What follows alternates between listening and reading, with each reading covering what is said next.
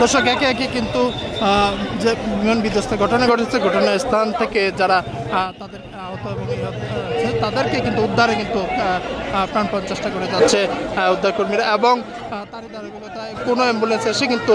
কিছুক্ষণের মধ্যেই কিন্তু তাদেরকে আবার ফিরে যেতে হচ্ছে এবং আশেপাশে যত হাসপাতাল রয়েছে সব হাসপাতাল থেকে কিন্তু তারা এখানে